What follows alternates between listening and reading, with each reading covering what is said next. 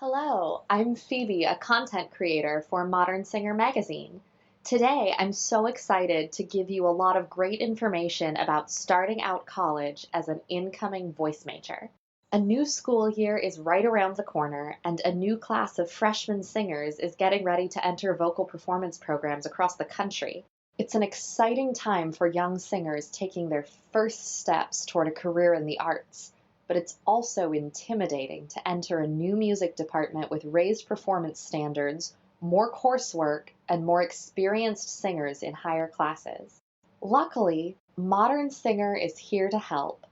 We've compiled our own tips for success, along with words of advice from collegiate singers across the country, to help you start your college career on the right foot. There is also a checklist for you to download in the description. First, let's talk about what to bring. You've probably already heard a lot of advice for college freshmen about school supplies and dorm room necessities. Those are definitely important, but singers also have unique needs. There are links to all of these items in the description. For your room, bring along your humidifier if your throat gets dry at night, a neti pot if you struggle with congestion and blocked sinuses, a hot water kettle to make yourself soothing teas, or any other apparatus of vocal health that you might need. If your dorm will not allow a kettle, you could get a water dispenser with a hot water setting. You are going to be using your voice a lot, so make sure you're able to take care of it from your dorm room. For your classes, come prepared with whatever notebooks and binders you think you'll need to take notes in class. Staff paper is often a forgotten music school supply, which you can either buy loose leaf, buy in a staff paper notebook, or print for free from sites like blanksheetmusic.net or musictheory.net. As for textbooks, before you buy at full price, ask upperclassmen if they have books they'd be willing to sell for less. Students are often more than willing to pawn off their old textbooks. Make sure to check the edition of their copies, as professors sometimes ask for updated editions. Check your school bookstore or Amazon for textbook rental options as well. Some of these will let you use a textbook for an entire semester or year at a much lower rate than the market price. And finally, for auditions, keep your audition materials on hand and updated. That includes resumes, headshots, and repertoire lists. College is full of opportunities, and you never know when you might have a last-minute audition, masterclass, or career consultation. Make sure you are always prepared with materials that show you off. Now let's move on to handling your schedule. The first and most important piece of advice is write it down. You're going to have a whole slew of classes, rehearsals, and lessons to prepare for. These will become overwhelming if you start trying to keep it all in your head.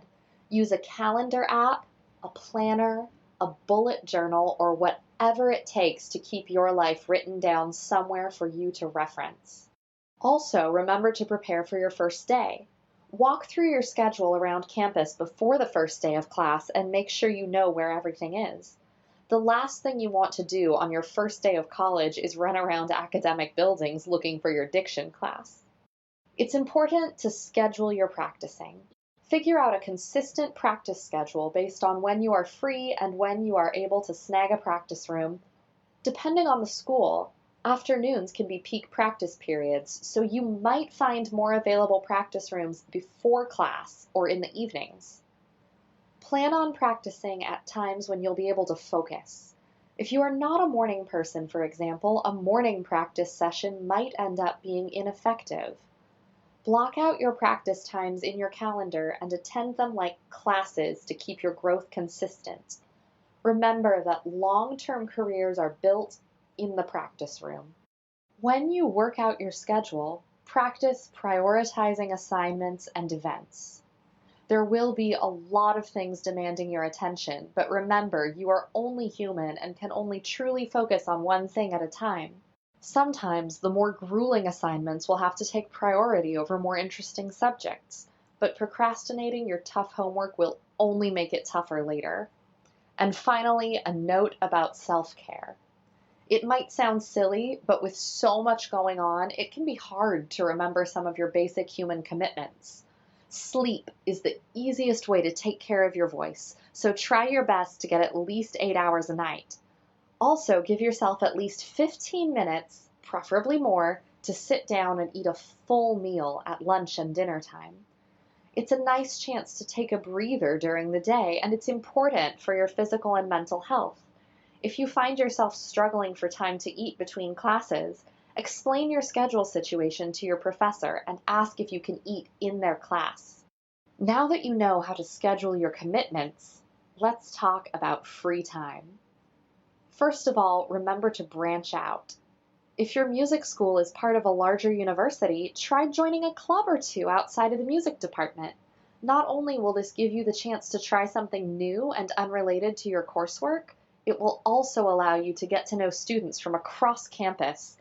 You're going to be meeting amazing people within your music classes, but there are also going to be amazing people in other majors that you probably won't get the chance to meet during school hours.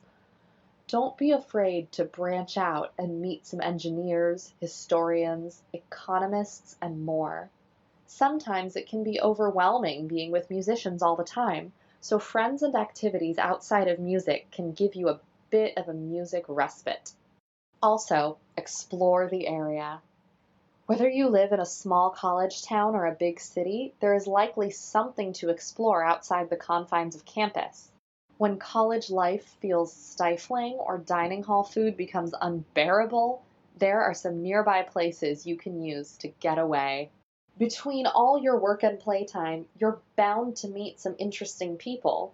Here's who you need to make sure you meet as soon as you can. First, of course, there are other voice majors. You will be spending a huge chunk of your college career with these singers, so spend some time hanging out outside of class. It's also a good idea to get to know the upperclassmen in your voice studio. No one will know your voice lesson experience better than your teacher's other students, making these singers amazing resources for any questions or concerns you might have. Also, find out who is your student advisor. This person will make sure you have what you need to graduate, so any coursework questions can definitely be directed at them. The better your advisor knows you and what you struggle with, the better they can advise you. Make sure your advisor is aware of any problems or concerns with your schedule or your classes. Moving outside of your academic circle, make sure to meet your RA and floor mates. These are the people you'll be living with for at least a year, and the best way to make yourself feel at home is to become comfortable with the other people in your dorm home. Take advantage of dorm social events and plan social outings with your floor. Finally, it's important to know your campus resources. Make yourself familiar with the physical and mental health resources on campus. It's important to know where to go if you have a physical health emergency, and it's also important to know who you can talk to if you are facing mental issues. College is stressful, and many students struggle with a variety of psychological problems. There is no shame in seeking help, and reaching out before you reach a breaking point is the best thing you can do to take care of yourself. As singers, we are often told how important our physical well-being is to our craft, but we have to remember that our mental well-being is equally important. As you're meeting all these people, remember how you present yourself. Be a kind and responsible collaborator and student. The performing world is small, and the people you meet in your school's music department are likely people you will run into again and again throughout your performing career. Your teachers likely have connections that reach far beyond your department. Your classmates might end up being casting directors or conductors, and a visiting musician might be a high-profile performer. You never know who might end up becoming a huge resource for your future career. Focus on making and maintaining good first impressions with your colleagues. Now it's time to talk about classes and lessons. First, set some personal goals. Come in with your own list of vocal goals, both long and short term. This will give your new teacher an idea of where you want to be as a singer, and will help the vocal faculty best guide you on a path toward your goals. Remember that each voice is different, so your vocal goals might be different from your classmates. Next, don't underestimate the power of study groups. Use the first week of school to find study groups and become familiar with class tutoring or office hours. Explore these lifelines before you need help in class. It will make it much easier to ask for help down the road. Many of your music classmates will have similar course loads to you, so use each other as resources if you find yourself getting stuck. After all, musicians have to stick together. Here's another cool thing you might not know about. You can create your own courses. If your department doesn't offer a class you want to take, ask your advisor about creating an independent study. Interested in Russian diction, Schenkerian analysis, stage directing? Your school is there to provide the best learning experience for their students. So if you're willing to do a bit of legwork, they'll likely be willing to help you study what it is you want to study. And last but definitely not least, ask for help. There is no shame in struggling. That's what college is for. Your professors want you to learn and grow as a musician and artist, and they will be more willing to help you if you ask. It's likely that they or other students have faced the same problem themselves. Remember to download your checklist from the description. But before I let you go, I want to share some advice from current and former voice majors. Colleen, from the class of 2019 with a Bachelor of Fine Arts from Carnegie Mellon University, says this: take a minute to find your feet in a new environment. I don't think I took enough time to remind myself that being immersed in a new place can make you feel like you've lost your footing or lost your sense of grounding. And it might feel like that for a while before you establish a routine or before people get to know you. If you need a minute to adjust, take one. And from Alicia, who is a Master of Music candidate at Peabody, remember that artistic talent is not quantifiable. No one is the best. You might not be a specific person's favorite voice of all time, but you will be someone's favorite voice of all time. Remembering that helps me stop comparing myself to others and find joy in supporting peers. And here's some advice from Sarah, who will be getting a Bachelor of Fine Arts from Carnegie Mellon University in 2019. Learn how to take care of your body and voice early. Overworking is a serious threat in this business, and if you push yourself too hard too soon, you will hurt yourself in the long run. Know your physical limits and avoid pushing past them, even if it feels like you're falling behind or not making progress. If you don't feel like you're improving, it's rarely because you're not trying hard enough. It's likely a sign that you need to find a new approach rather than doing the same thing with more force behind it. Avery, who's in the class of 2019 for a Bachelor of Fine Arts at Carnegie Mellon, says, take the initiative to find your own repertoire whenever you can. Just keep in mind that your teacher might not always approve. Also, remember that you don't need to be in the practice room in order to make progress. There's a lot of work that can be done without singing a note. From Sophia in the class of 2018 from San Francisco Conservatory with a Master of Music, we have, no matter what level of experience or training you and your classmates had before college, once you step foot into your new institution, the playing field is level. Don't waste your time trying to determine who the top dogs are or who you think won't make it through the program. People will surprise you. If you feel intimidated or unprepared, know that you deserve to be there just as much as any of your classmates. The school chose you. If you think you're way ahead of your classmates, check your ego. College is difficult and you will need your classmates by your side for support.